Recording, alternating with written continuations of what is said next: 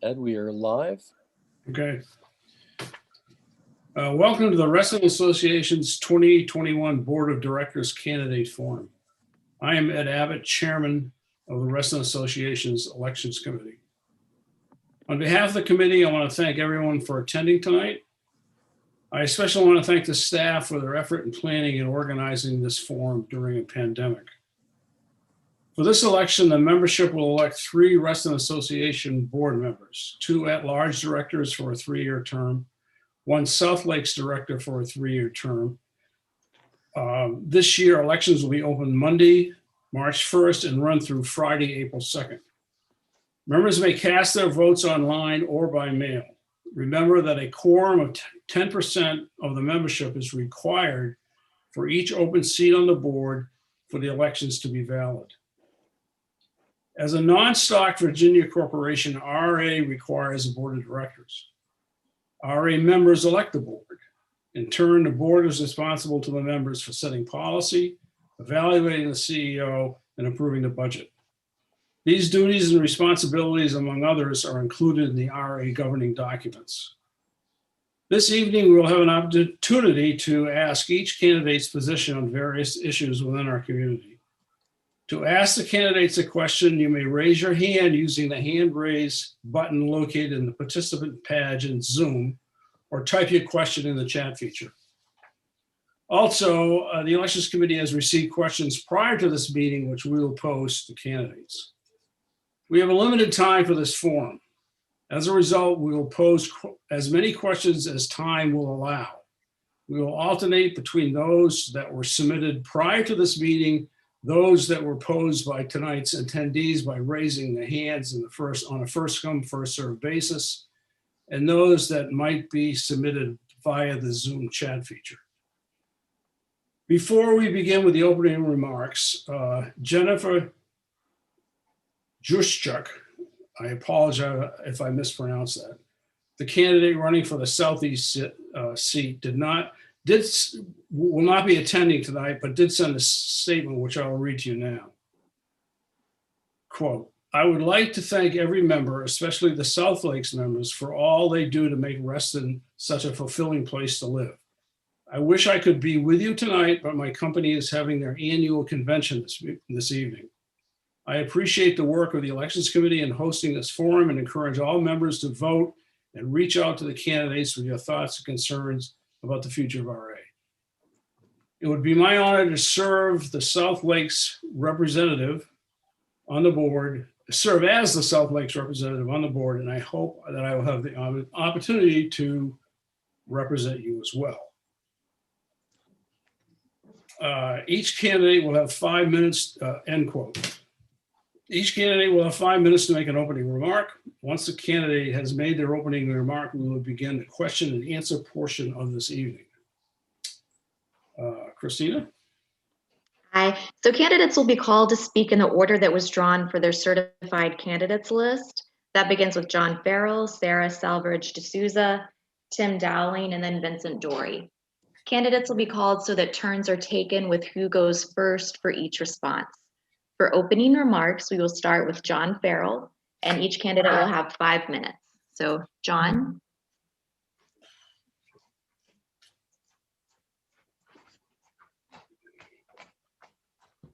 There you go. Christina, can you hear me? Yes, thank you. And I'm starting your 5 minutes now. Thank you. Hi, I'm John Farrell. I'm running to represent you on the Reston Association Board of Directors because we can do better. First of all, I want to thank all of you for allowing us to share our thoughts about Reston Association with you tonight. While living in Reston for 37 years, my 4 kids went to Terracet, Hughes, and South Lakes High School. They went to RA camps, took swimming lessons at RA pools, and played ball on RA fields. My service as president of Colonial Oaks Cluster has shown me the many issues facing clusters, including the strengths and weaknesses of the RA governance process. As an attorney, I've represented RA clusters, informed homeowners and condominium associations. I've represented environmental organizations, Virginia local governments, local churches, and nonprofit organizations. I teach Virginia zoning law to attorneys and engineers. I'm the author of the leading monograph on Virginia zoning law. Between the RA-sponsored bird walks and my service on the RA Parks Planning and Advisory Committee, I've visited every facility in Reston, every Reston facility, and some of the Park Authority facilities.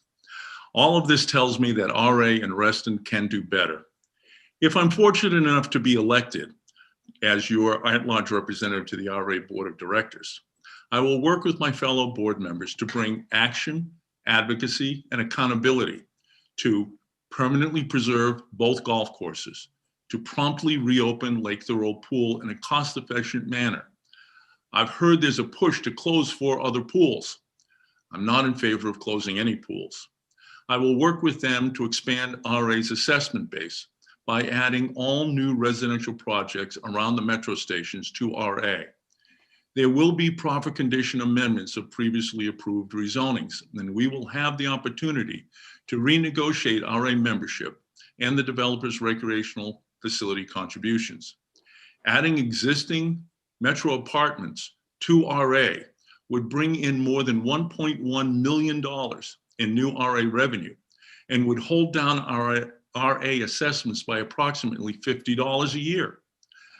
I would work with them to obtain recreational profit contributions from developers of RA's, from Reston's new residential projects to renovate and improve RA's amenities, and a commitment that all such recreational funds be spent in Reston. I would work with them to do our part to protect our environment by adopting a clear plan and budget to convert RA's fleet to electrical vehicles. I would work with them to increase the transparency by avoiding executive sessions and revising RA's committee structure to improve members' understanding of RA functions. I would work with them to speed up the redesign of the RA website to improve the ease of use for all RA members. I would work with them to increase the security of the RA database to protect your personal data. And I would work with them to preserve Reston's legacy of inclusion of all social economic groups at all stages of a family's life cycle. Please visit my website at Reston, at farrell4reston.com, and I look forward to your questions. Thank you.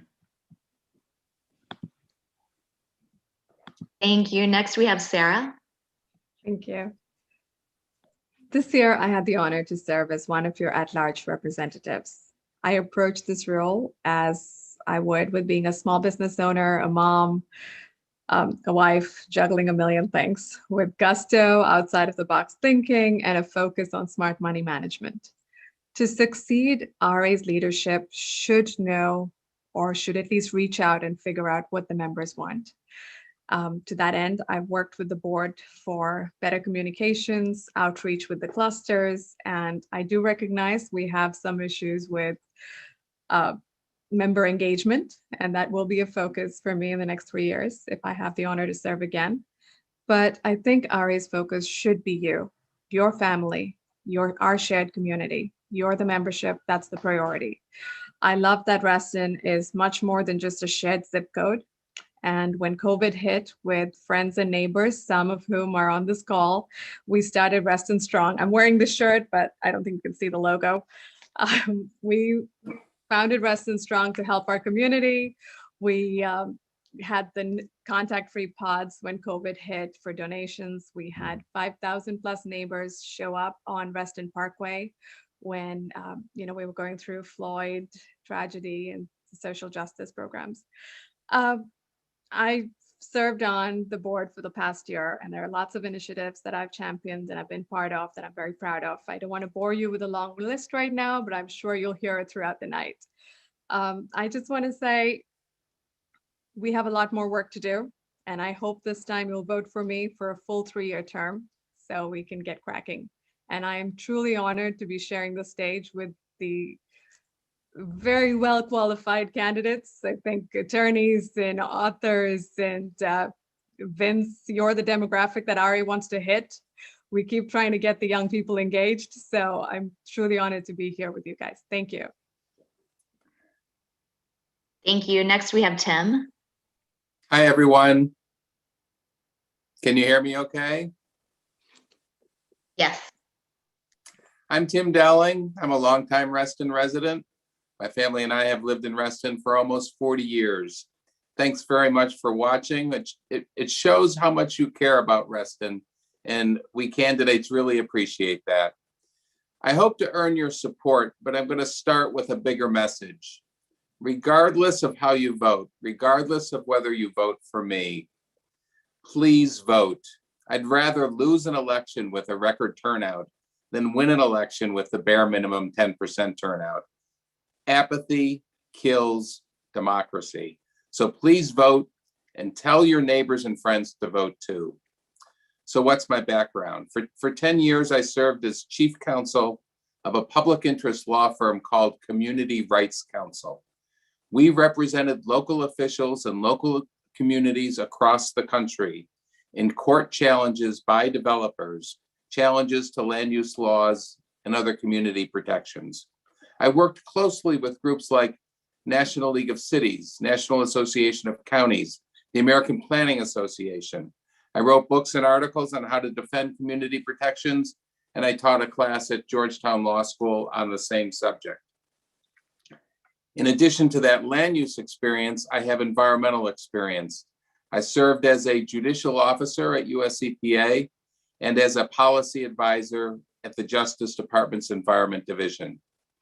I also have expertise on ethics issues. I was a supervisor in the FBI office charged with ensuring that FBI agents meet the highest standards of integrity. You know, everyone talks about accountability. I spent many years actually holding people accountable to those very high standards, and I promise to increase accountability on the board if I'm elected. My recent volunteer work includes teaching a weekly class at Reston Library to help immigrants from all across the world prepare for and pass their citizenship exam. I absolutely loved it. It was an incredibly rewarding experience. I know in my bones the value of Reston's commitment to diversity. So that's my background. What are my goals for the RA board? The biggest threat facing Reston today is harmful, dysfunctional growth. Unfortunately, some of that future development in the transit station areas, the TSAs, it's already baked in, already approved. Of course, where we have leverage, we should negotiate. And on that, our strongest weapon is our collective voice to bring pressure to bear on both the county and on the developers. But our primary goal should be to fight tooth and nail to protect every square inch of remaining open space in Reston and to defeat any proposals like ZMOD, which is the county zoning update, or any development that threatens to increase our density or undermine our core values.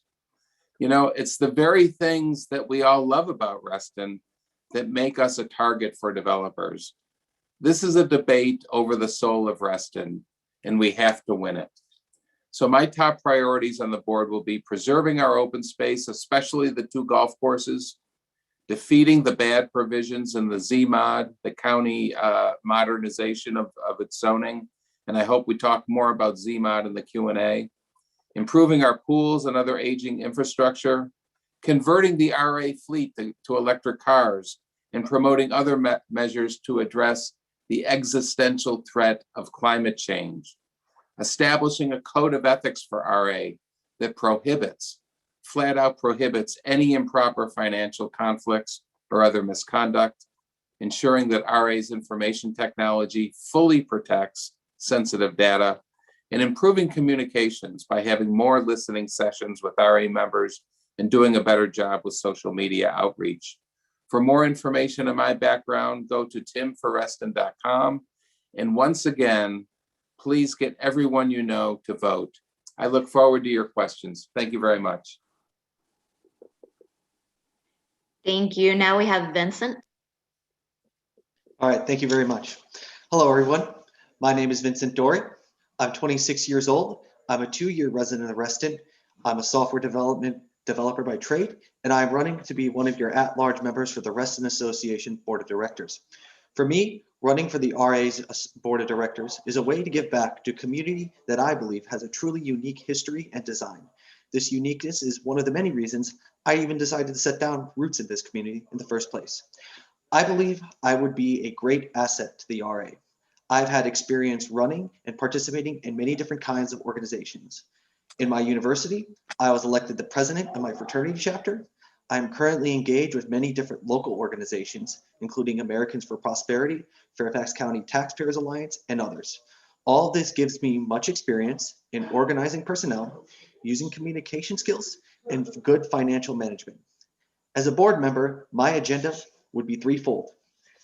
First, one of my biggest priorities will be the protection of our community's green spaces, both open and closed, forested, and golf course. These areas are one of the defining aspects of who we are. Every tool we can have, should be used to preserve our green spaces, no matter the cost and no matter the difficulty.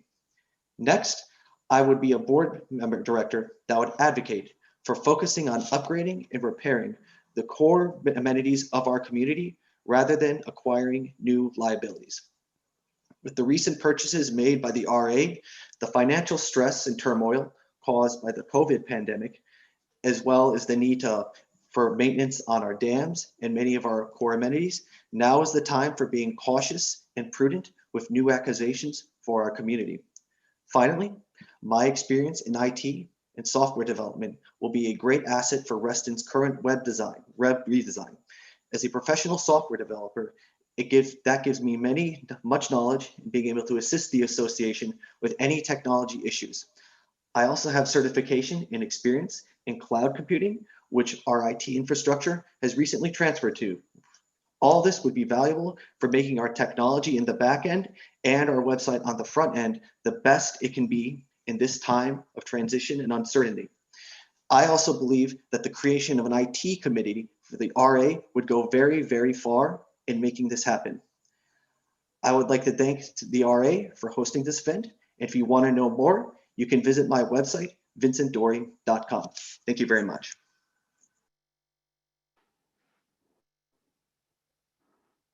Thank you. Now, Ed, do you have a question from the Elections Committee?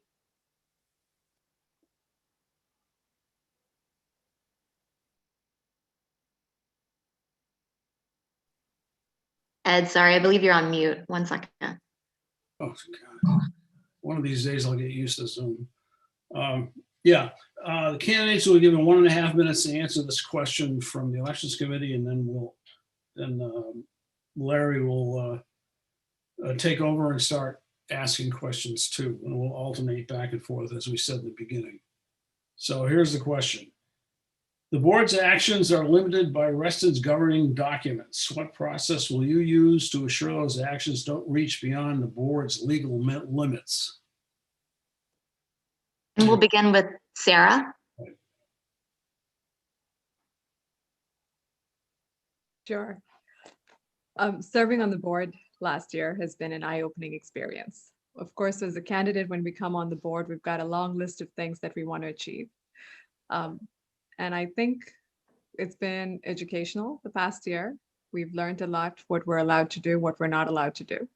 But as long as you keep the focus on the membership and what's best for the members, I think it becomes easy. You learn along the lines.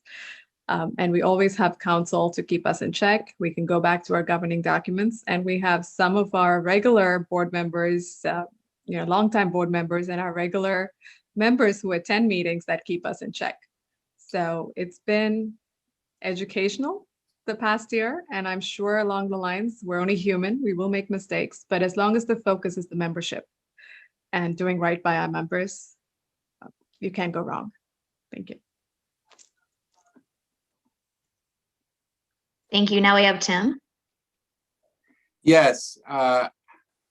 First and foremost, I would rely on the board's general counsel to give us sound advice on the parameters of our authority.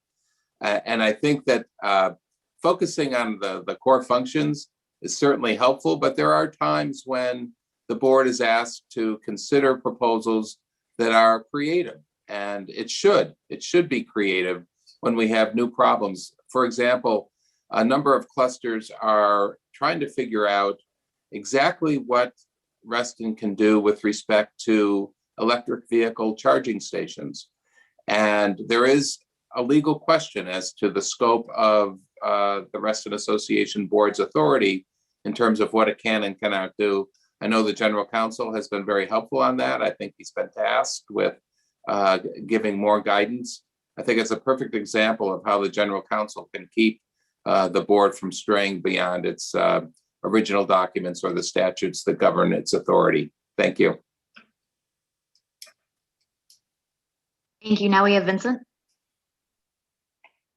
All right, thank you very much.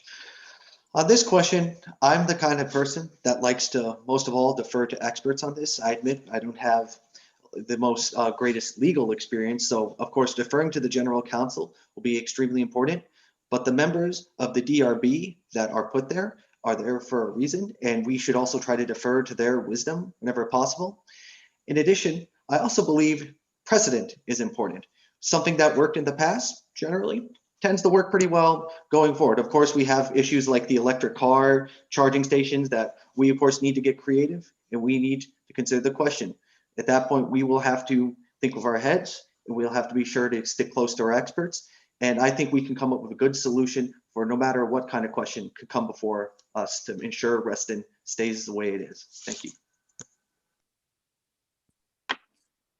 Thank you. Now we have John. To assure myself that the board actions do not reach beyond legal limits, I would review the relevant documents. The board is governed by the state code, the Non-Stock Corporation Act, and the Property Owners Association Act. Through my creation and representation of HOAs throughout Northern Virginia, I'm very familiar with each. I'm also familiar with Reston's first amendment to the deed of dedication, the amended Articles of Incorporation, and the amended bylaws. That's enough paper to kill a few trees. But taken together, there isn't much that the corporation and thus the board cannot do. The board has to give notice of its meetings to the membership and to conduct its meetings in public. The board has to allow the membership to comment at every meeting. Some corporate actions require a membership referendum, but those are very few. Otherwise, the board is directed by statute and case law to use its reasonable judgment to act in the best interests of the membership. And that would be my guiding principle.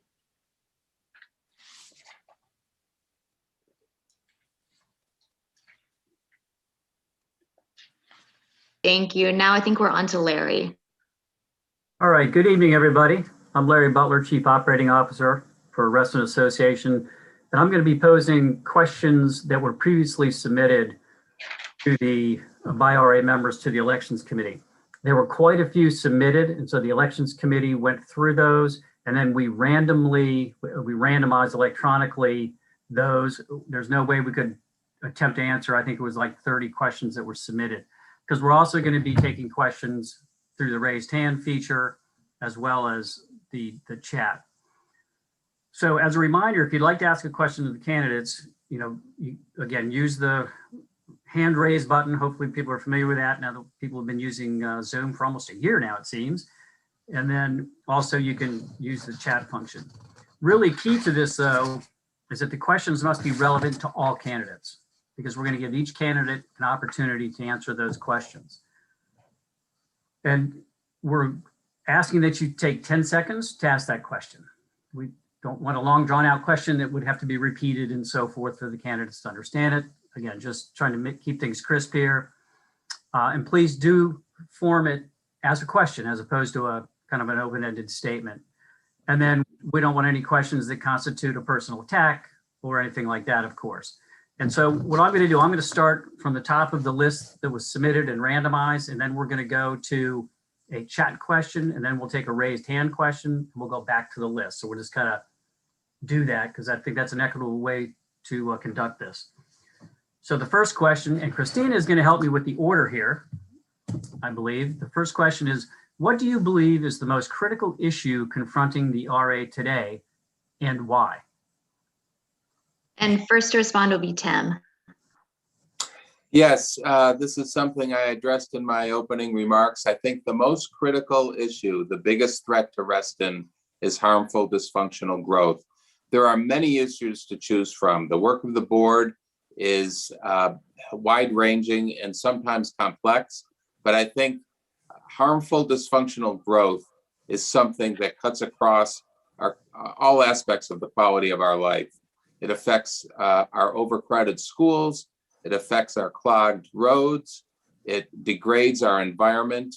It affects our aesthetic harmony within Reston. It damages our sense of self, our sense of community. And more than anything else, I think the board needs to make that its number one priority. I meant when I said in my opening remarks, it is a debate over for the soul of Reston, and we have to win it. Thank you. Now we have Vincent. Thank you. I really have to concur with Tim on this. We have a lot of development coming down these recent years, starting from Tyson's. It's been coming down the Dole's Toll Road. We got AWS 2 coming down in Crystal City, and the whole area of Northern Virginia really is having a lot of development, a lot of big stuff coming in, and now it's coming to our community. Specifically, we need to make sure the 2 golf courses, the green spaces that everyone's talking about, need to be preserved. Most of all, I would say that's the most pressing matter when it comes to this particular issue, because once those green spaces go, everything's up for grabs at this point. So I believe more specifically, we need to make sure we focus on the golf courses first. If those goes, who knows what might come next. Now we have John. That's a great question. I think each of us have already answered that in our opening statements. The critical issues are keeping both golf courses permanently as open space. I think that goes without saying, and I don't think there's any disagreement among the 4 of us on that issue. I think the next issue is keeping Lake Thoreau Pool open as quickly as possible. It's already lost 2 seasons, and it looks like we're going to lose another season at Lake Thoreau Pool. When we renovate our pools, we need to get it done quickly and not take year upon year to get those renovations approved. I'm also against closing any of our pools. Someone's going to have to make a really strong case to me as to why we can't continue to operate all 14 pools. And the third issue for me is expanding the RA assessment base. If we can get those metro apartments in, we can add another $1.1 million to our $18 million assessment pool. And that would enable us to finance the renovations of our capital facilities more readily. And so I think that's really the third most important issue that we face. Thank you. Now, Sarah. Hi. I'm not going to keep beating the horse. I think as Reston, overdevelopment is very clear, has to be our focus. Hence, RA needs to advocate on land use issues with the county for our members, talk about CMOD, zoning mod. I think, Tim, you included that in your opening. These are all focuses for Reston as a whole. As someone who's been on the board for the past year, my critical issues for RA is our capital expenditure that's coming up. Tomorrow night's board meeting. Yes, Larry, I'm plugging in the meeting. So please show up tomorrow. We're going to be talking about Larry's recreational facilities working group, the amazing job those volunteers have done, but we definitely need more member engagement when we make decisions about, I think, John, you mentioned about closing pools, keeping pools. That's a conversation that all of us need to be a part of. And that, I would say, would be critical. And the second one, Vincent, thank you for that, is my IT committee. We're pushing for an IT committee so we can hopefully help staff with all the technology issues we've had in the past few years. So thank you. Thank you. Now I believe we'll go to a question submitted via chat. Sean, do you have that? Sure thing. Candidates, actually, I'll pose it, and Ed or Christina, I guess you will direct which candidate will respond, I guess. Yes. Our first question is from an individual in the chat that says, please provide 3 distinct ways you differ from the other candidates. And we'll start with Vincent. All right, this is a good question. So first, I would I would say on the question of pools, I know John has had concerns about closing any of the pools. I'm maybe a little more wishy-washy on that. I believe we need to have a comprehensive review on pool usage, and we need to let that determine it. I'm not saying we should close necessarily, do whatever we want. I'm not advocating for a particular action here, but I guess I'm a little softer when it comes to the issues of pools. Next, I would say, as I've said before, I believe my software and IT experience sets me apart from the other candidates. I believe we have the concerning issues with PII in Reston Association's databases and IT infrastructure. We have the Reston.org website redesign, I should say. So I believe I have very good expertise in it. I would be very helpful for that. And finally, I don't know what necessarily other people have said about this, but I'll just put this out here. We had that assessment raise last year. Luckily, it was much lower than it should be, but maybe other people will agree with me on this. So feel free to state your opinion on this. I believe we should take a look at that assessment raise. We need to, if we're going to keep it, we need to have a very, very good reason to keep it. Otherwise, we should roll it back. In this time of COVID, I don't want to put too much financial hardship on our members if we can avoid it. Thank you. Thank you. Now we have John. So the three distinctions I would make from my worthy colleagues are expertise, experience, and experience. I've had the expertise in Virginia law, both in HOA law and in Virginia zoning law, to advocate for the best interest of the RA membership. I also have experience in being a cluster president. I think that's unique among the four candidates who are presenting themselves to you tonight.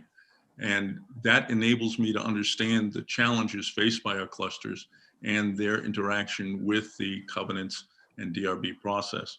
And finally, my experience in serving on the Parks and Planning Advisory Committee enables me to understand the issues that are faced by our 14 pools and our 55 tennis courts and our 55 miles of trail, and how to best preserve them and enhance them going forward.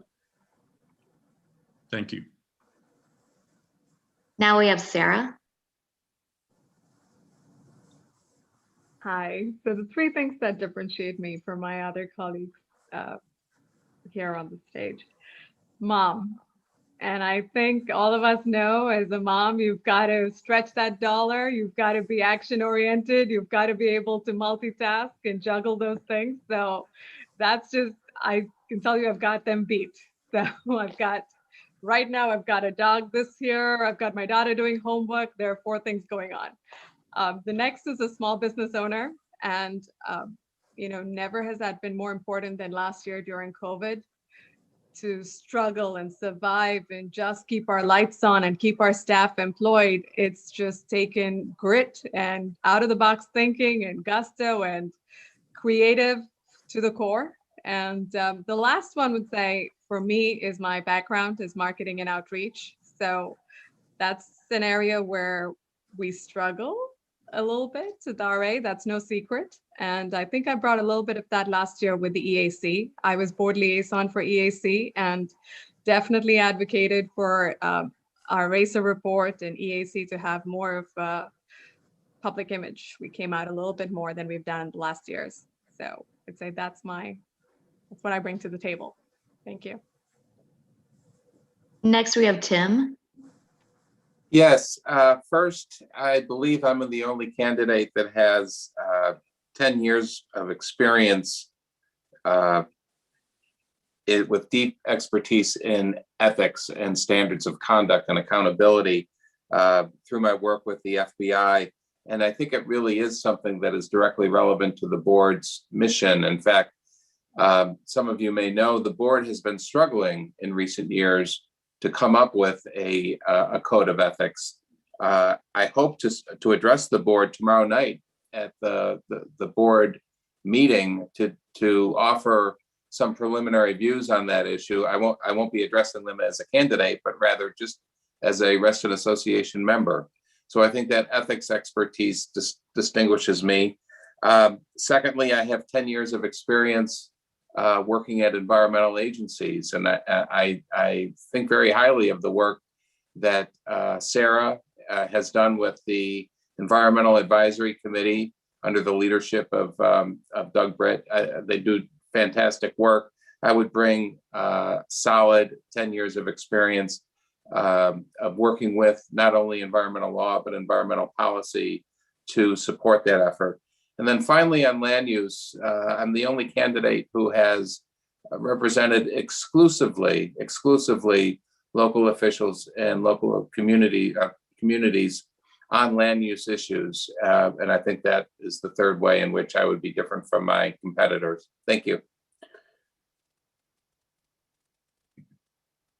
Thank you. I believe now we're going to recognize a raised hand. Sean.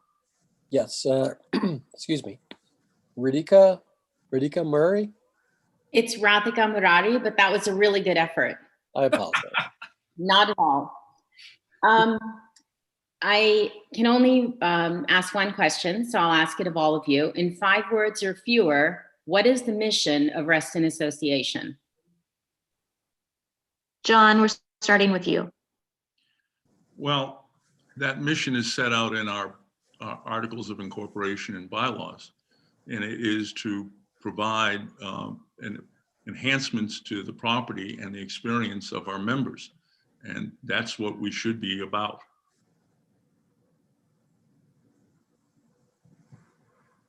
That was more than 5 words. Next is Vincent.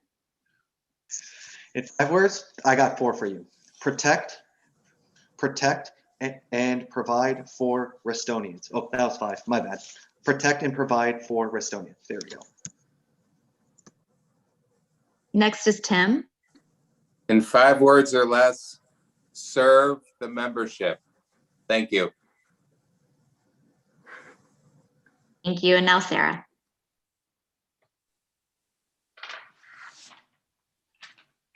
I think we have the live, work, play, and volunteer. And if we just go with those 4 words and add members to it.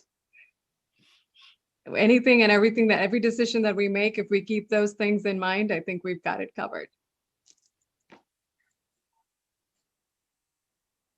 All right, I think we're moving on to another from our list. Is that correct, Christina? Yes, thank you. All right, so let me pose this question to the candidates. Several current development projects include privately created green spaces determined mostly by the needs of the project rather than by Reston at large. What should RA advocate for in terms of publicly available green space? Sarah, we're starting with you. I think we've got the 2 land use attorneys who will tell us what we can and cannot ask for. But definitely, I think RA needs to advocate on these issues. We need to protect, as Tim has said before, every inch of green space we've got.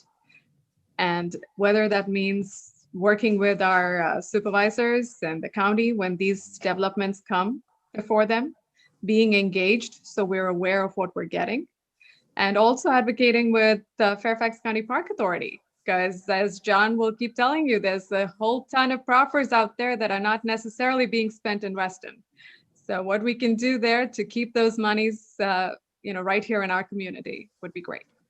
Thank you. Next is John. It's clear that we have the ability to expect the developers of the metro area to grant easements in favor of either RA or the county to allow the public in general to use whatever community spaces they create. People may not know that the Reston Town Center people restrict the use. I mean, they don't let brides take pictures in front of the fountains. That's wrong. We should be allowing anyone, and we should be negotiating an easement for access to all of these spaces so that people can use them as part of building community. So I think that's something we should be, RA should be negotiating as part of any review of any zoning application, whether it's a PCA or an original rezoning or even a site plan, to get easements for the public on these private spaces so that it's clear that everyone who lives in Reston has the use of those spaces. Thank you. Now, Vincent. Thank you. So when it comes to private development and our role in making sure everything's good, of course, we should defer to our council. We should use our communication or our megaphone whenever possible to ensure that any such private green space that comes forward, everyone can use and we all can use it. But we also should be at times open to that, provided, of course, on a case-by-case basis. We need to make sure such projects like that are best for people in our community. And we should approach these subjects on a case-by-case basis and be sure it's best for the membership. Thank you. Now, Tim. Yes, no question. We should negotiate when we have leverage, and we should squeeze as much juice out of the lemon, as much water out of the rock as we can possibly get when we have leverage, but we need to be realistic. That's why I think that the higher priority is protecting what we have. One idea that I've heard several people voice is, even though we don't necessarily have approval authority over some of these projects, we can ask that they submit their plans to the DRB for review and DRB input. I think that's a great idea. I think the DRB could then, if you have a developer who's willing to work with us, provide creative input into the developer's planning process for the benefit of Reston, including with respect to the availability of open space for all Restonians. Thank you. Okay, I think, Sean, we're going to go to a chat question. Yes, we have a chat question. It is in two parts, but the elements are part of, I guess, one question. It says, many areas of Reston have huge bureaucratic processes which are out of the norm for homeowners associations.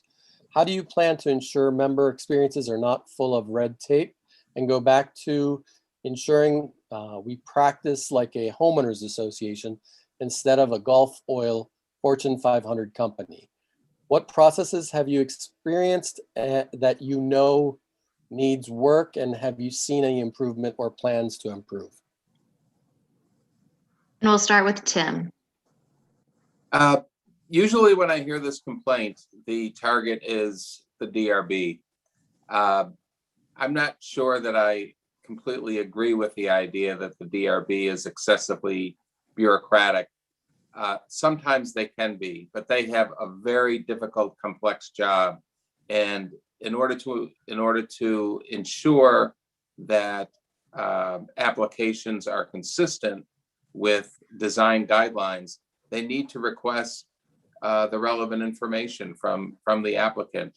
And also they need to give affected parties a genuine voice in the process, just as a matter of fairness. My experience with the DRB over the last 40 years, generally speaking, has been a positive one. And I think especially now under the chairmanship of the current chair, I think that they are exceedingly fair. They bend over backwards to allow all voices, both pro and con, with respect to any particular application, to be heard. And the DRB members are very thoughtful and well-informed and well-prepared when they make their decision. So, of course, we should always strive for continuous improvement. I think that's one of the reasons why we need more listening sessions to find out from Restonians where the problems are in terms of excessive bureaucracy. And I would be all in favor of doing that, of sitting down with That's actually, sorry, that's actually time, Tim. Okay, thank you. Thank you. And next we have Sarah. Hi, so we've talked about this last year during the campaign, and I go back to the communications and outreach aspect. Part of it is educating our members. Something as simple as a new Restonian coming in, getting a welcome package that says, hey, you're thinking of building a deck, you need to come to us, you need to go to DRB, you need to get your things in order. Second part of it is the Covenants team and their communications. And that's where I'm very proud of the work we've done last year. Our newest addition to the family has been Cam Adams. Those of you in the clusters and Covenants would have interacted with Cam. He's brought a refreshing change to RA. We've become more customer focused. I know he goes over and above the call of duty and makes sure that the members' concerns are addressed. So it's a two-pronged approach. One is educating, and the other part is assisting when they come to us. Thank you. Now we have John. Well, Sarah's absolutely right about Cam Adams. It's really been a refreshing change of attitude that I've experienced as a cluster president in interacting with Cam. One of his first, on his early service here, he came and did a walkthrough of our cluster, and I was able to identify for him the issues that we have faced, and he's been very supportive. And I have to say, it's a change in culture that says we are a customer service organization. We are here to serve our membership. That attitude isn't widespread or universal, I should say, in Reston Association. I get, as cluster president, complaints from my members about their interaction with the member service office or other aspects of the RA organization. So I spend a fair amount of time with my members in my cluster, helping them navigate, quite frankly, the RA bureaucracy. It isn't easy. It should be easier, and it would be easier if there was a customer service orientation that was throughout the RA association, and if an expectation of a customer service attitude was incorporated into our employee manual. Thank you. Now, Vincent. Hello. So I would say in general, my experience with the RA organs, especially with the DRB and people I've known generally, I concur with everyone here. It's generally been positive. It's not easy. The DRB has to balance the needs of an individual with the original intention and design of the whole community. There's so many intricacies that go into it. Geez, I can't even imagine like what goes into like deciding like the electric vehicle stuff, for example. That's like so many legal and design ideas. But I have heard this before from people, and people generally don't like to wait for this sort of thing. I would say it might be wise to take a look at how long each of these complaints get through the DRB and other such organs. And if need be, if we have the cash to do it, more staff, more handlers to help with it get through quicker. But we would have to make sure there's a strong need for any such approach like that. Thank you.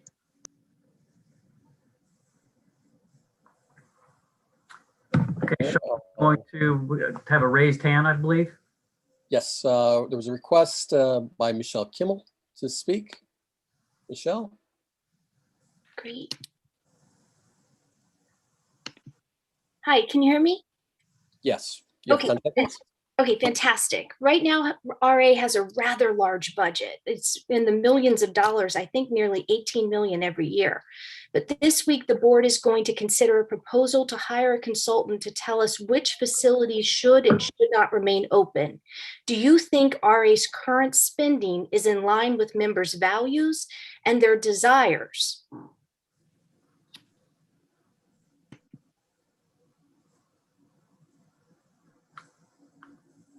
Christina, who do we have going first on that?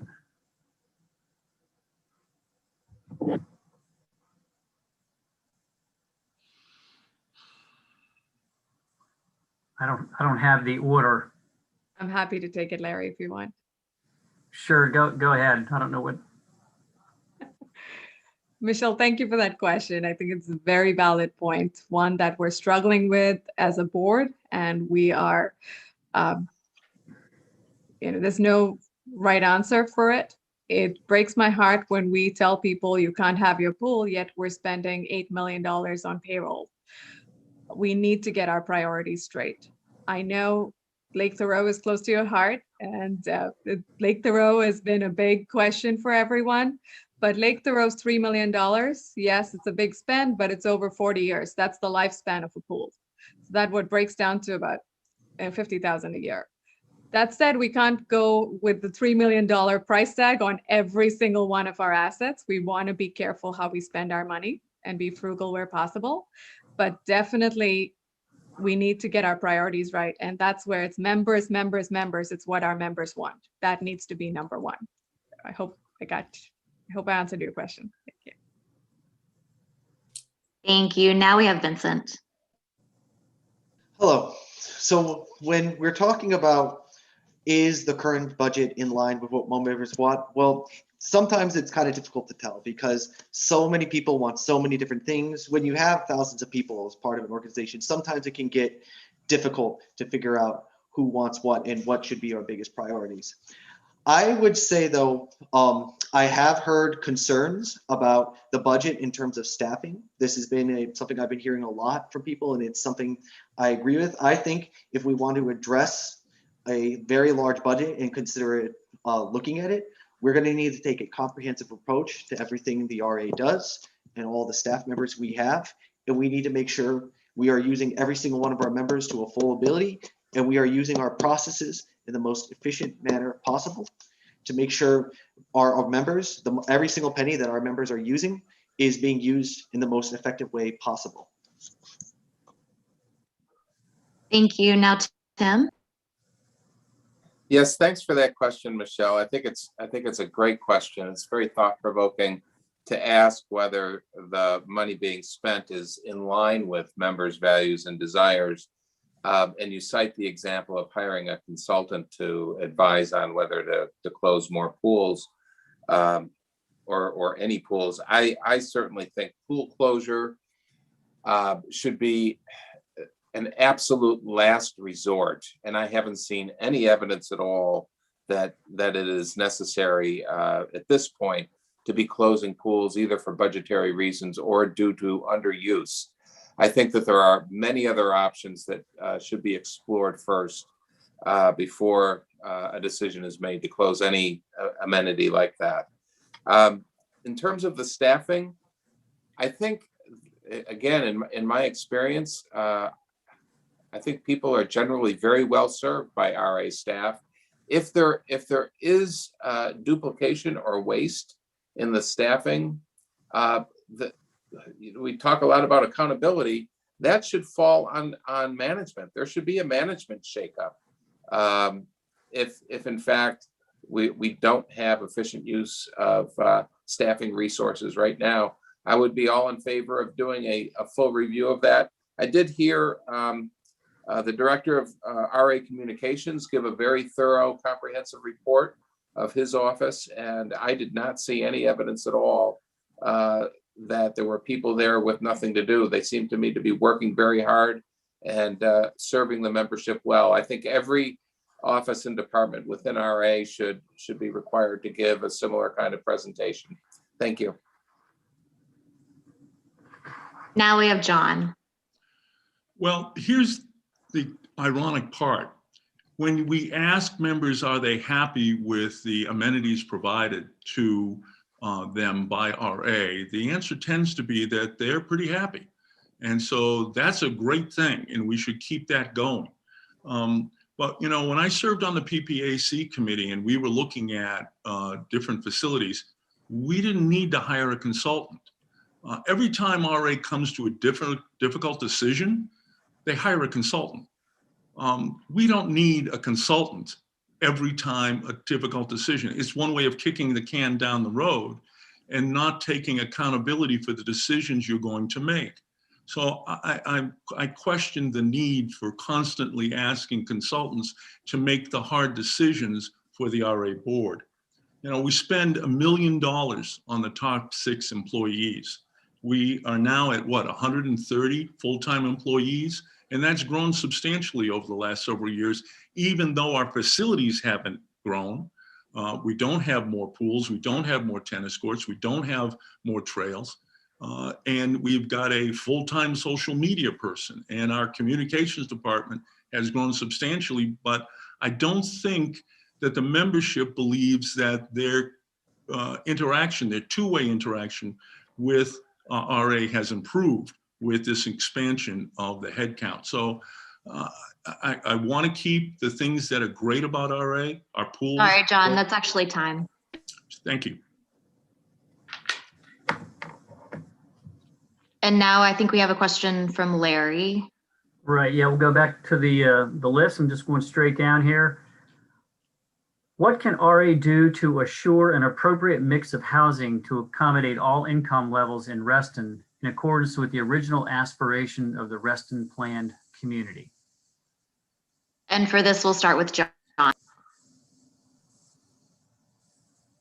I'm sorry, who are we starting with? With you, John. Oh, great. So we've done a very good job of providing housing for every stage of a family's life cycle.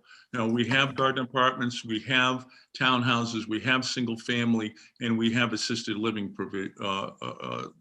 facilities. And we should continue to support that provision so that people have a chance to live here. In my neighborhood, we've got a group home for the cognitively impaired so that they have a chance of living here. And so we should be supporting those facilities that address and reach underserved populations within RA. Thank you. Next is Sarah. Thank you. You know, for a social justice advocate, I've heard the stories of Restonians asking for Emory Rucker to be located in Reston. That's the community I bought into. We want everyone from all walks of life to feel comfortable and to have a home and to be part of our community. Lately, we seem to be veering away from that with a lot of, and I wouldn't say that's Reston or RA owned properties, but the TSA. You cannot have a $4,000 two-bedroom apartment and say that's affordable living. That's not true. So we need to be, again, RA needs to be an advocate with the county when that comes into play. Affordable housing is not the same as, just ALUs. I won't get into it. I can see Lynn rolling her eyes about the ALUs and ZMOD. We won't go there, but we need to be cognizant when we're advocating for these things with our county government. Thank you. Now we have Tim. Yeah, I'd like to associate myself with the answer that Sarah just gave. I thought it was terrific. That the issue really goes beyond providing housing for every stage of life. It goes more to providing housing for diverse housing for all economic strata. Bob Simon wanted the CEO to live, work, and play with the cleaning crews. He wanted people of all income levels to be a part of Reston, and as Sarah points out, even the homeless. I think that the board has to be committed to that core value. It is an essential part of Reston, and I think Restonians are committed to it. Affordable housing is a very difficult issue. We can't pursue affordable housing if it means we're going to greatly increase density in Reston, because our schools and roads can't absorb more densification of our population. But we do need to make sure that we are, as a community, providing housing, affordable housing, to every income level. Thank you. And now Vincent. Thank you very much for that question. As someone my age, trying to live around here, I can certainly relate to wanting to make sure all stages of life are represented, because it can be a little tough sometimes. It can be a little tough. So in terms of what Reston Association can do about that, I'd like to echo everyone else and agree in saying we need to make sure we are advocating for mixed housing at all stages of life for all different kinds of people and all different kinds of tenants. But I would like to also point out it would be important, especially for any kind of advocacy for this, we should try to come with numbers, for example. For example, I know the county, at least in theory for some areas, has a certain percentage of affordable housing it sets aside for any new development that goes on. I believe the Reston Association should follow that example. We should use clear, concise numbers. And if we want more of that mixed housing for everyone and anyone of any race or age, then race, color, or whatever, we need to make sure that maybe we have a better number than they do. So numbers and a clear plan are the best way to advocate for that. Thank you.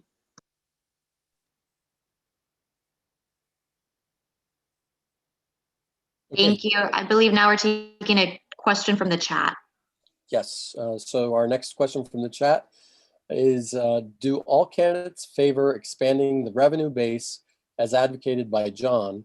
And what would be the expected impact on facility use? And we're starting with Sarah for this one. Of course, give me the easy ones. I think we've all talked about it. They are using our facilities. It's not that they will start using our facilities when they start paying.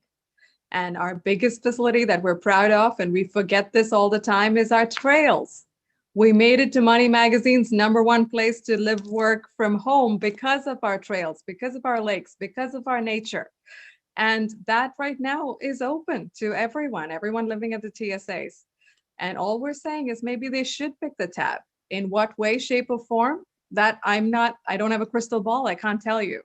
But absolutely, they should, if they can contribute. It's the One Reston idea. If they can pick the tab and help us out, absolutely, I think they should. And I support John's idea. And if there's a way we can make it happen, that was my campaign promise last year. But if there's a way we can make it happen, I think absolutely we should pursue it. Thank you. Thank you. Next is Tim. Yes, I fully support expanding the revenue base where possible.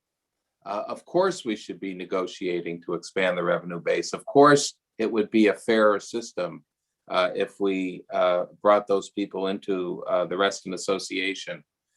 But we have to be realistic about it. We have to be realistic about it. There is a reason why the people who live at Reston Town Center are not required to join RA. If the strongest weapon we have on this issue is our collective voice. We need to bring pressure on the developers and on the county, but we should not be making decisions based on the assumption that we're going to be successful in every negotiation. I think we have to be realistic about it. It's very easy to say, let's go ask them for free money. It's much more difficult to actually accomplish that. Thank you. Now, John. So I'm glad the questioner likes my idea. The apartments at Town Center belong to the Town Center Association. So we're not trying to poach those memberships. What we're trying to do is to get the unaffiliated apartment projects to join us. And as Sarah pointed out, not only are those members or those tenants using our facilities, but the developers are marketing their projects using photographs of our facilities. And here's the thing that's really important. We have existing apartments that are already contributing to RA, Crestfields and others, and not requiring or expecting the new apartments around the metro stations to be part of RA puts those apartment owners at a competitive disadvantage. Well, why should, if we exempt them, if we exempt the metro people, when are the apartment owners already in RA going to come forward and ask to be exempted too? Because they're put in a competitive disadvantage. And once you start that process, pretty soon you're fairly far down the line of actually undercutting your assessment base. So it's not just a matter of, gee, I wish we could do it. The tragedy is it was never done by RA leadership during the time that those projects were going through their approval process. There's no record, there's no writing saying to Walter Alcorn or Kathy Hudgens, gee, they need to comply with John, the comprehensive plan that that's says. actually time. And now I believe we're taking a question from those that have raised their hands. So Lynn Molston. Did I get skipped there? Oh, I'm sorry about that. Yes, please. All right, no problem. Well, I don't have too much to say. Everybody else has echoed what I would agree with very much. Of course, more expansion, more membership means more money, more fees. That's all good. We want more revenue coming into the RA. I also understand, though, what to Tim's point, that it's kind of a difficult sell to do at times. I would advocate when I was talking about in the beginning about our core amenities, we need to focus on our core amenities, especially make sure our pools are in tip-top shape, our tennis courts are in tip-top shape. Everything is great. So that way we can have a strong pitch to give these people. We can say, hey, you want to come join the RA? Look at these great things we have. You get them at a reduced rate. Come look at how great our trails are. We should try to sweeten the pot whenever possible, I would say. Can I have a go back? I think we're entitled to one of those. We could do that. We could give everybody a minute to respond, and we could So- start with you, John. So here's the thing that I wanted to add, and Christina was talking over me. Our comprehensive plan already provides that all of the new apartments are to join either RA or the town center association. It's one or the other. And for reasons I don't understand, that provision of the comprehensive plan was not enforced against the apartments that have been authorized. So we are in good stead, either at a profit condition amendment or site plan approval or at any other approvals, to go to the county and say, enforce the comprehensive plan.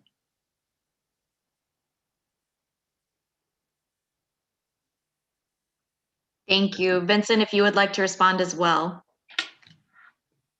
Sure. Yeah, I can respond to that. This is an interesting provision we have. That'd be great to use the force of law. You know, I'll jump into this briefly. While in the near term, we should definitely consider using that. I ultimately think a lot of what we talk about with overdevelopment and needing to make sure everybody's in compliance with what we want. Ultimately, maybe this is a conversation we can get to later. Ultimately, making Reston its own municipality would really be the strongest way to do that. I know that's kind of long term, and I don't expect to do that short term. But I do think in the short term, we should try to use whatever provisions we have, like what John said. But we should also maybe try to make sure we, catch more flies with honey. And that's what I was proposing with the amenities. Thank you. Now, Tim, I'm giving you a minute as well. Christina, I think I'm good. Thank you.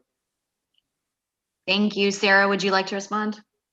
Sure. I just want to say we've got great ideas. I think forget listening sessions. We need to have more of these candidate forums. And I hope, Larry, we're taking notes about all these wonderful ideas somewhere. And Vince, you're right. I think both approaches, nothing wrong with going in with honey, having an attractive package to get them to join us. And attorneys, Farrell and Dowling, if you can bring the law and get that to support us, let's go for it. I think we all agree they should join, they should help contribute.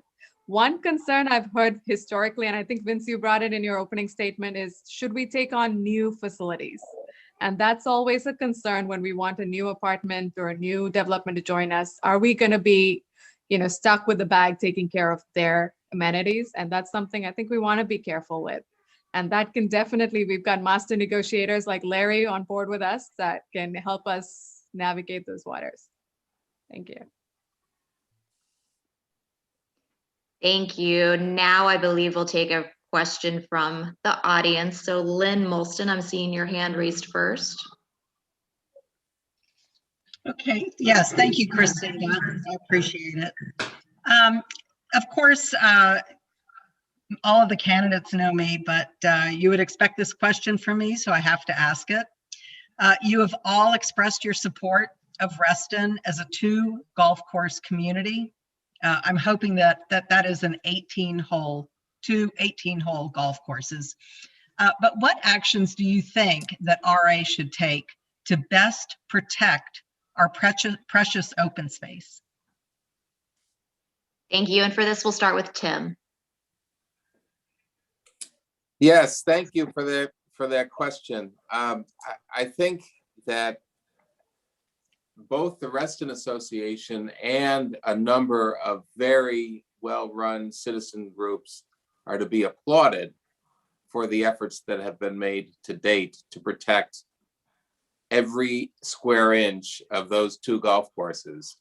And I think that they have, that the takeaway from their success is that numbers matter. When we have 60,000 plus people in Reston We have many, many voters that the county supervisors care about. We need to make our collective voice heard. That is the best weapon we have to ensure that those two golf courses can remain 18-hole golf courses. And that's going to require not only an education campaign, but a campaign to get every Restonian involved, because development of those golf courses would hurt every Restonian. We need to educate them and then activate them. Thank you. Now we have Vincent. Thank you very much for the question. You won't find me disagreeing with the desire to protect our green spaces here. I would say two things in particular for this issue. Outside organizations like Reston Citizens Association, like Rescue Reston, are really valuable tools in protecting our green spaces in this fight. I'll be honest, like part of the reason I couldn't even consider to run was seeing you guys do that. And I thought it was very inspiring, and I thought I'll step up and I'll try to help when I can. So we should continue to build upon the connections we have between the RA and these outside organizations, and if possible, make them even stronger as possible, in constant communication as possible. The second thing I would say about that, though, is I touched on this earlier. The RA has strong soft power. It has strong communication. We get some power from the county, but I'll say it again, ultimately, an independent municipality is really the only permanent solution, in my opinion, when it comes to protecting our green spaces. And I know that's going to be a long way away. That's a long fight. But I don't really see any other option in the long term besides that. Thank you. Thank you. Now we have John. So when the comprehensive plan specifically now identifies both golf courses as commercial recreational / open space, and you know, but others may not, that our comprehensive plan is incorporated by reference into the PRC zoning ordinance. So the requirement that those two properties in their entirety, Lynn, be preserved as open space is part of our zoning ordinance. Now, Walter's issued a letter that says he's not going to change that with regard to Hidden Creek. I look forward to him issuing the same letter as regard to Reston National. As you know, I live pretty close to Reston National. So I think if we insist that our representative, Mr. Alcorn, enforce the law that's already in place, we're going to be in great shape for a long time. So I hope he does issue a similar statement about Reston National. I'd also, cooperate with those grassroots organizations like Rescue Reston, like CPR, like SOS. They give us a model. Reston Strong, another one. They give us a model for community action. Yes, Sarah. And I've worked with Sarah on Reston Strong issues, and we've been pretty effective. So they give us a model for energizing our own membership to get that enforcement action going when and if the time comes. Thank you. Thank you. Now we have Sarah. Some point tonight, I'm going to show my t-shirt. There you go. So that's the Reston Strong we're talking about. There was a plug. The one thing I think where I'm different from all of the other candidates is this issue is very personal. If this was daytime, behind me, this window, that's the 5th green. That's Reston National right here behind my backyard. And I won't say what I'm going to do. I think what we've done this year is got RA to take a very vocal public stance that we're a 2 golf course community. And I think we need to continue to do that. Sean, I was trying to pull up the video so I can quote it, but if you can maybe share that on the chat. We are, as RA, absolutely need to stand with Rescue Reston, with all of the other organizations, and fight, like Tim has said, for every square inch of green space. And 18 holes, yes, we're not changing. We're not changing the acreage. We're not giving you a golf course. We're not giving you 1 hole. So I know Wheelock is trying, as Lynn, you like to say, spaghetti, and this is one of their bowls. But no, we're not. That's a non-negotiable for us. I don't think we're budging. Not now, not never. Thank you. Exactly. I think, Christina, we're going to a list question. Is that correct? That's correct. Thank you. All right, the next question we have for the candidates. As a potential director on the board, do you have the potential for conflicts of interest in either your personal or professional life? And we're starting with Vincent for this one. Okay, sure, yeah, I can answer that.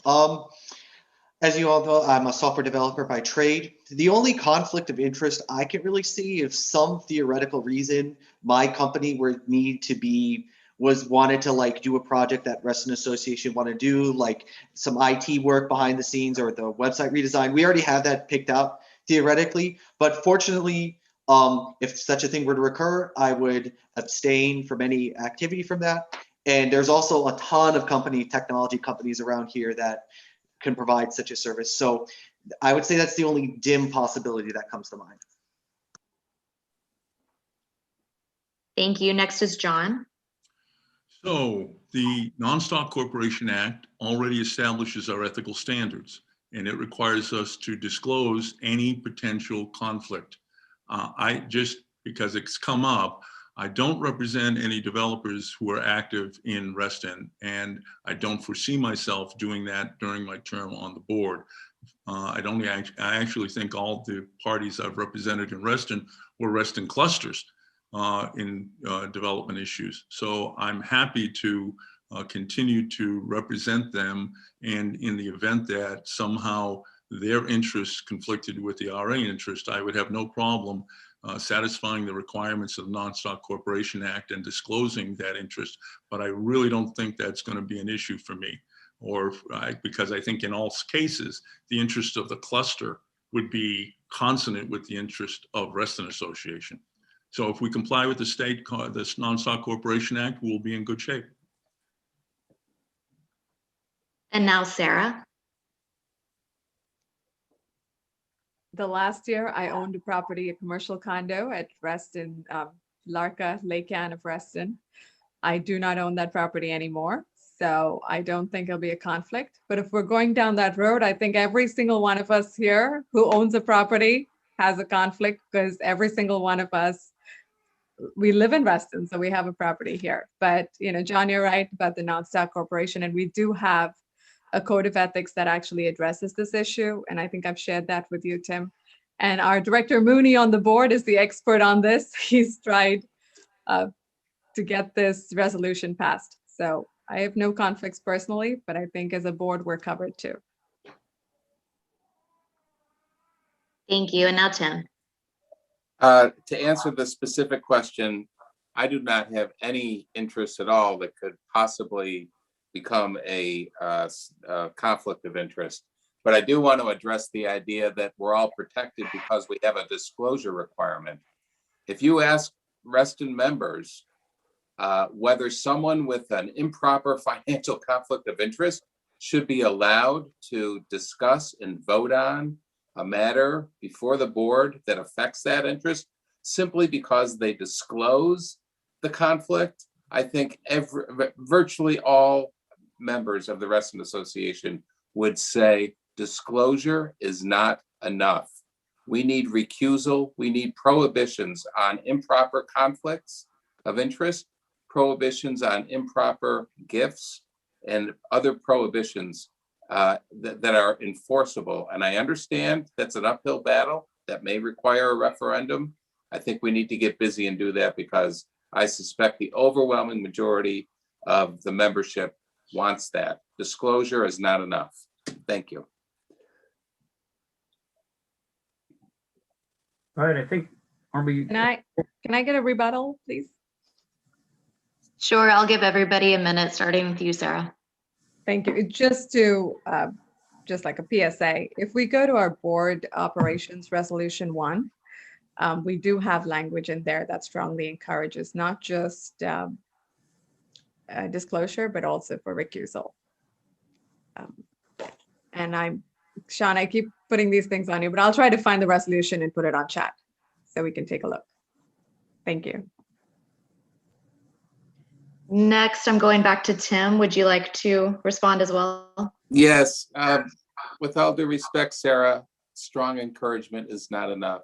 And it's not because we have rampant misconduct.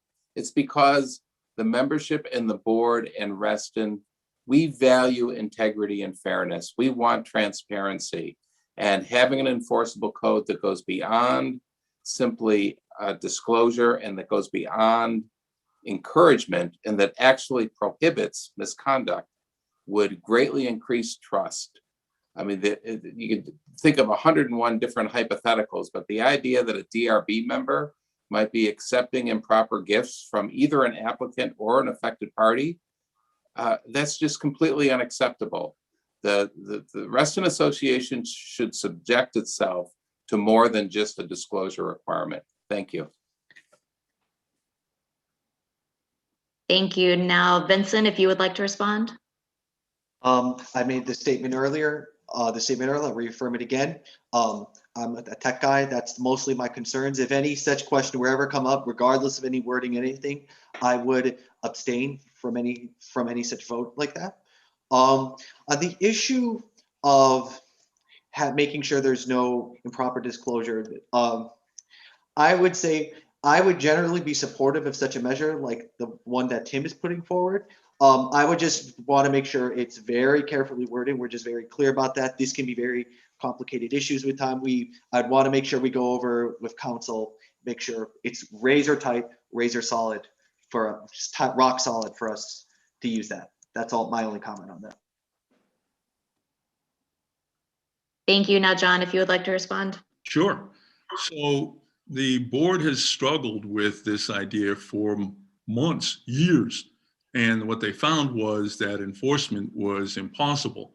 And one of the reasons that enforcement is impossible, Tim, is that the statute doesn't give us any more than what we already have.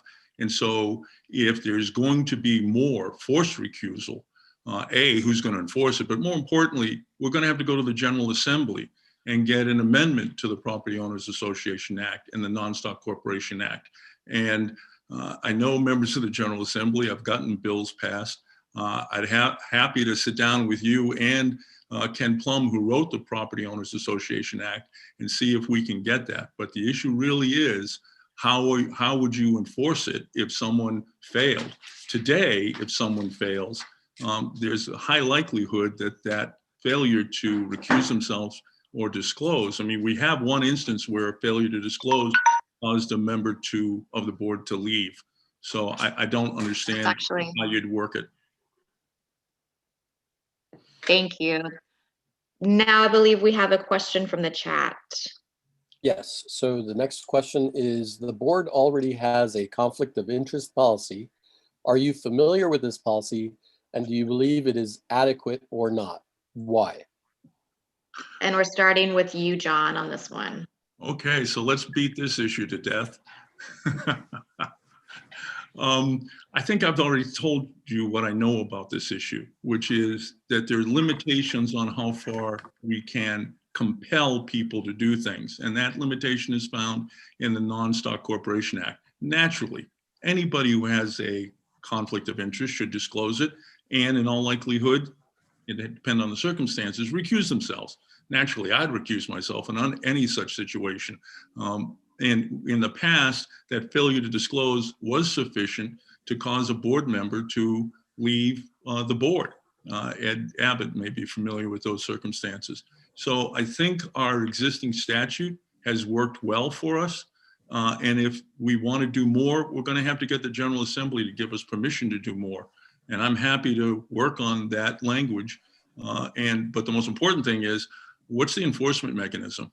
And how do we avoid frivolous complaints used to just harass a member of the board who is voting in a way that a member doesn't like? That needs to be carefully considered. The existing board tried to come up with something for years, I think. And I think only in the last board meeting, they basically threw up their hands and said, we can't get there from here. So I think the disclosure the process has served us well. And I hope there's no suggestion that anybody is accepting gifts on the DRB. That's not a suggestion. That's time. Thank you. Next is Vincent.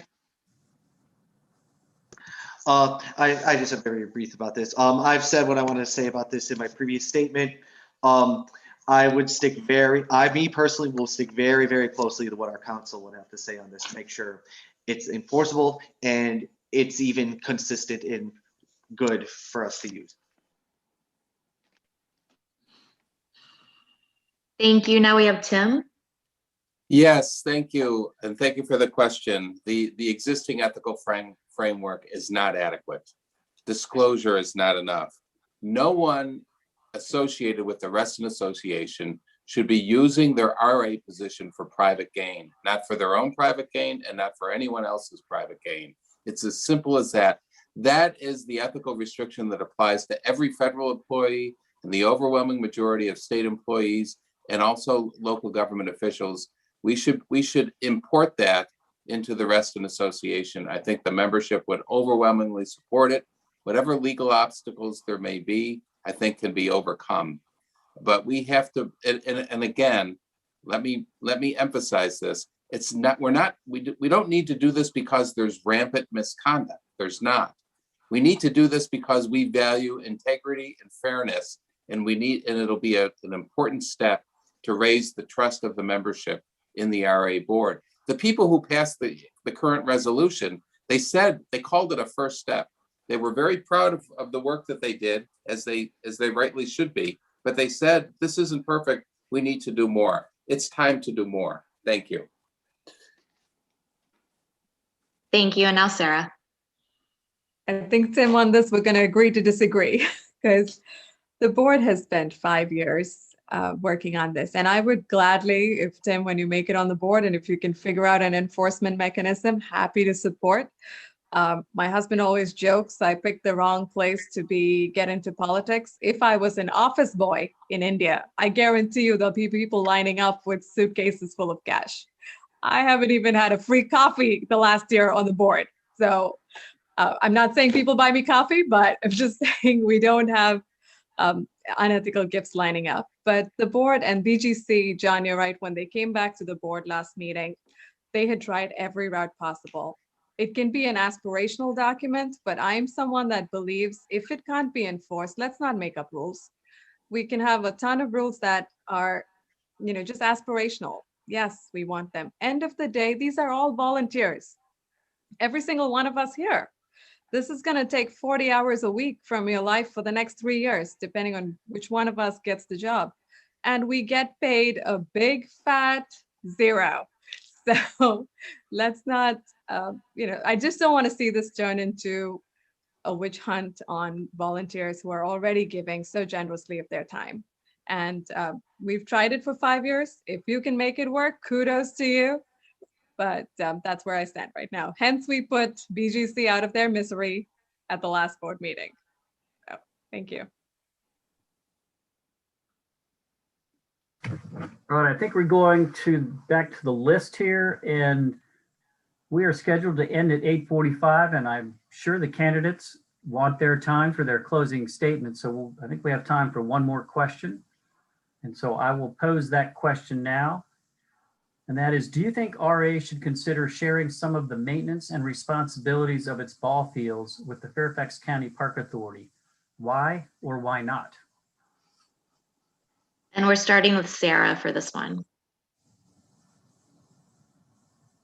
We've heard this repeatedly from the few that show up to board meetings in every single board meeting. And I think maybe even John, you've mentioned it before. We do a great job of taking care of our property, our recreational facilities, our fields. And Hank will share with you about the grass cutting from the medians that we maintain for VDOT. We do a better job. We do a great job and taking care of our properties. Should we get into taking care of the county properties? Unless there is some serious dollar amounts tied to it, to our efforts, I don't think we should. We are already stretched with what monies we have right now. We get paid to do 4 mowings, and Larry and Hank can correct me if I'm wrong. And in past years, we've been doing way more than 4 mowings. And just because we want Reston to look good and we take pride in our properties. So I think absolutely RA take care of RA and county take care of county. And if you want RA to take care of county, we need to make it worth our time. Thank you. Thank you. Now we're moving to John. Oh, okay. So this has been a bit of a hobby horse for me because my kids played on all those fields and I served on the PPAC committee, the Parks and Planning Advisory Committee. And there are only 3 properties that the Park Authority runs here in Fairfax, in Reston. And if you go look at those facilities and then compare them to any of the facilities that Larry takes care of, we do a order of magnitude better job of taking care of our land, our ball fields, our trails than the Park Authority does. I think turning over maintenance of those facilities to the Park Authority would be a mistake. I mean, by having RA facilities owned by RA is responsive to Restonians.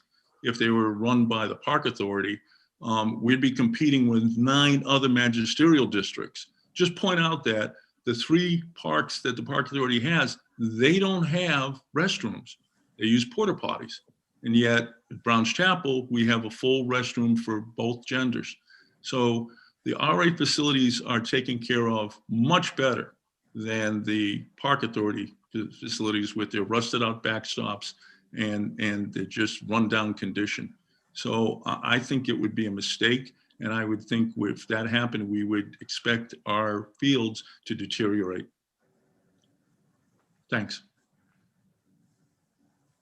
Thank you. Now we have Tim. Yes, thank you for the question. I think we found another issue where all 4 of us agree. The Reston facilities are far better. We need to keep the jurisdictional lines distinct. Reston should take care of its own facilities and the park can take care of its facilities. I think that there's really nothing more that needs to be said. Thank you. Thank you. Now, Vincent.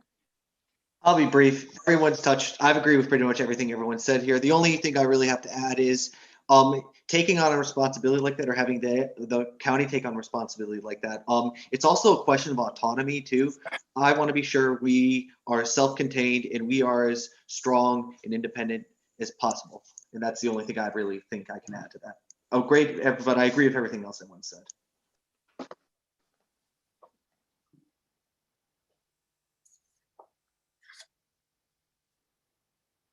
Who's next, Christina? That's actually it. Did we cover it? Okay, great.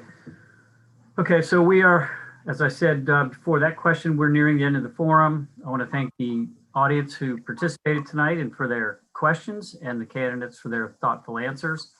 If anybody in the audience has a question for the candidates that was not answered, please feel free to email the candidates directly at the email addresses listed on www.reston.org. I believe you can also do that by emailing electionscommittee@reston.org, and that those will be distributed to each candidate. That's just, so that's another opportunity. So what we're going to do now, the candidates will be given 3 minutes each to make their closing remarks. And Christina, I believe you have the order for that. Yes, first we're going to start with Tim. Thank you, Christina. I was really hoping we'd get a question on the zoning modernization effort, ZMOD. It is a wolf in sheep's clothing. It is a real danger that Restonians need to be aware of. I was hoping for the question not so much to articulate my own particular position, but rather just to help educate Restonians. Sarah made some reference to the home business provisions and the accessory living unit provisions. They would threaten to increase our density, degrade our environment, and undermine our core values. And the problem is some consultant or staffer came up with the idea of just calling this an updating. It is not an updating at all. It is a real wolf in sheep's clothing. The county board is trying to, the board chair is trying to justify this by saying that these provisions simply bring us, make us consistent with neighboring jurisdictions. Well, that's the problem, right? We're one of the most celebrated planned communities in the world. We don't want to be consistent with neighboring jurisdictions. We don't want to be Ashburn. We don't want to be Drainsville. we want to protect and defend the things that make Reston special. So that's my 2 cents on ZMOD. Thank you for those of you who have participated. I've been listening carefully to your concerns tonight. Concerns about the size of the RA assessment, about protecting our open space, about whether RA members have an effective way to communicate with the board and have their voices heard. These are all, thankfully, I think these are all fixable issues, and I'll work hard to fix them if I'm elected. But the most important quality that you can look for in a candidate is undivided loyalty to Reston Association members. And I promise to give you that undivided loyalty. So if you like my experience and my goals for Reston, if you value our open space as much as I do, please support my candidacy and spread the word. Tell your friends and neighbors. I would really appreciate it. In closing, I want to say something to the current board members, and that includes Sarah, of course. What I want to say is thank you. Thank you for your service. Too often it's a thankless job, and so I just want to say thank you. Board President Julie Bitzer has set a respectful and productive tone. The board members prepare hard and they work long hours. Of course, there's always more work to do, and we should always strive for improvement, but I think Reston is well served. Too often other local officials get sidetracked by loud voices and political infighting. Reston Association is lucky to have the board members we have, and I look forward to working with you if I'm elected. Thank you. Thank you. Next, we have Sarah. Thank you. So as I've said, I had the honor of serving last year as your representative, and it's been an honor. It's been a learning experience, and I think I've brought about some change.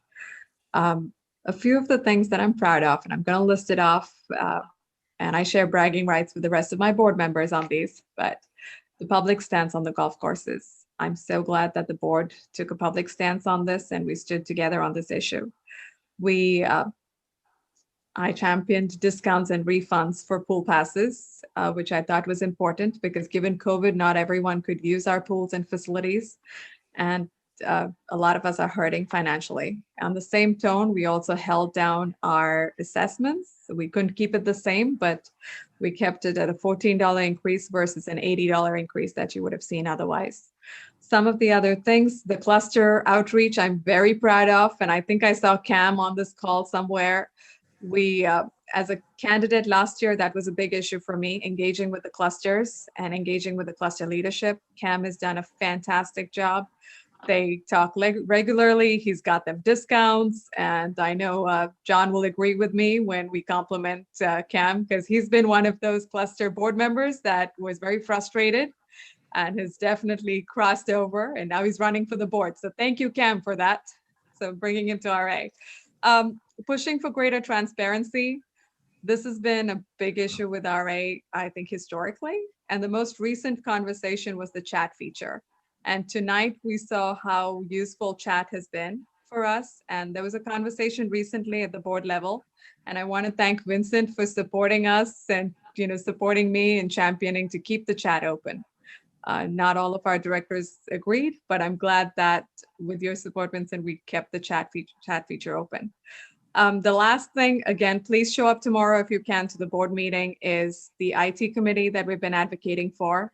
This is a big ticket item, folks. We spend $1.8 million on IT and our staff need oversight. They need strategic help. We need our resident experts like Vincent, which I will openly agree. I do not have that talent. I'm not the tech expert.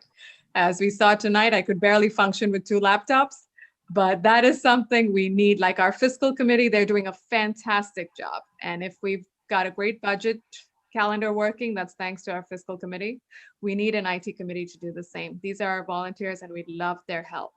Lastly, there's still a lot more work to do. And that's why I'm here asking you this time for your vote so I can serve a full 3-year term, not a quick 1 year. And I'm hoping you will pick the best candidate and we will see you again soon. Thank you. Next up is John. Thank you, Christina, and thank you, Ed, and to the Elections Committee for organizing this forum to give us an opportunity to discuss all of the issues that are pending before Reston Association and Restonians. I wish we'd had a chance tonight to talk about transparency, because I think that's an issue that goes overlooked. Way too much of Reston Association's business gets done in executive session and without the members even knowing what's going on. And too often, issues come before the board and members are not given an opportunity to speak to the issue while it's pending before the board. I would try very hard to eliminate the use of executive session to the greatest extent possible and give members an opportunity to speak to an issue while it's pending before the board.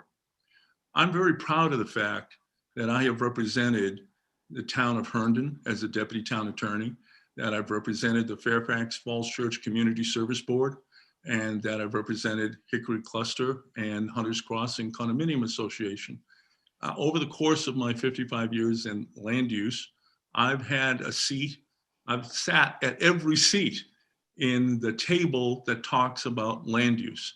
And by sitting in each of those seats, I understand the motivations and the desires and the important elements that each of those constituencies brings to a land use discussion.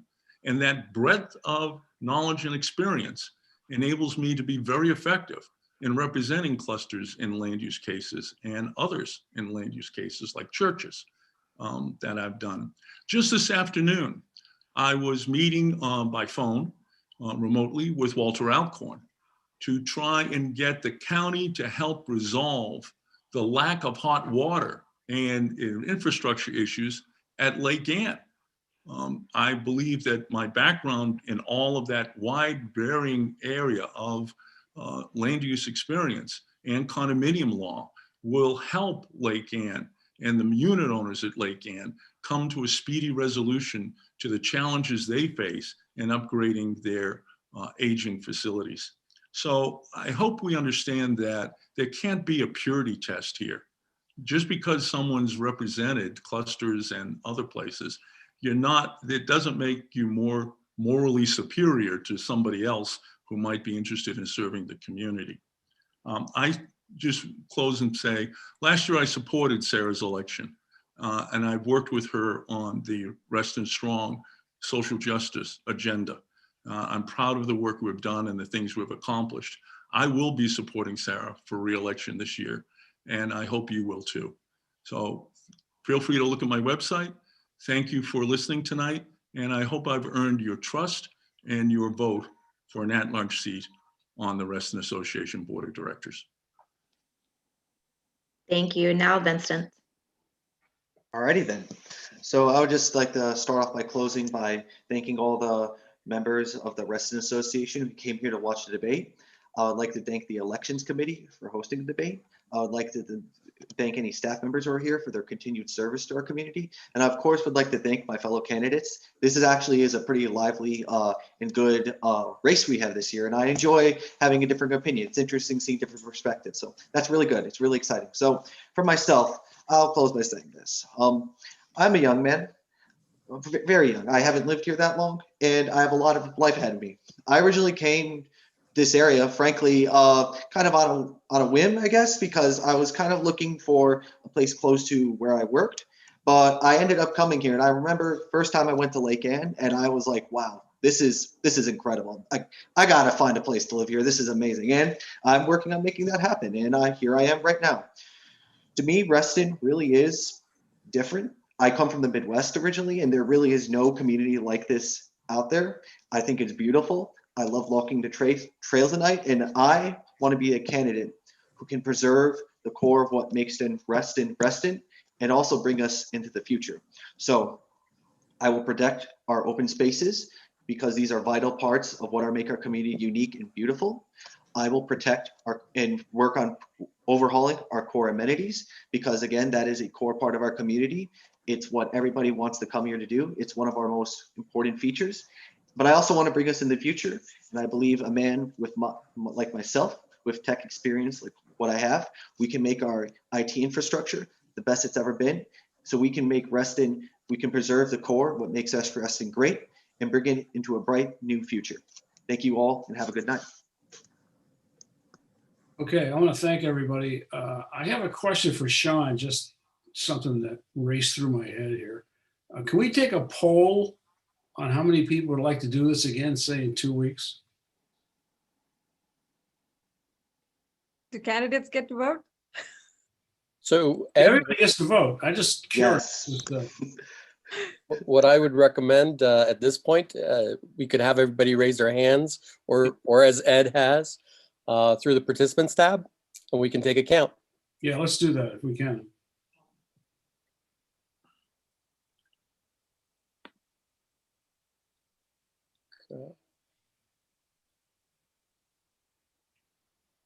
Lloyd's got his hand up.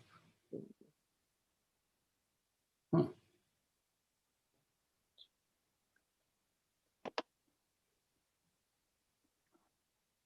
As of now, I have 9.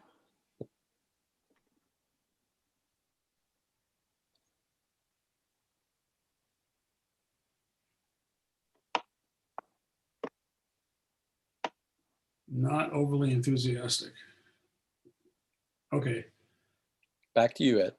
yeah, well, I asked. Okay, Ed, if I can interrupt, I think the 3 candidates have individual meet and greets. I don't yeah, know. I know, I'm just saying I thought this went really well. It was fairly easy to do. I just wondered if maybe we should do it again. Yeah. Just a thought, no big deal. Okay. Closing remarks. Thank you, everybody, for coming this evening.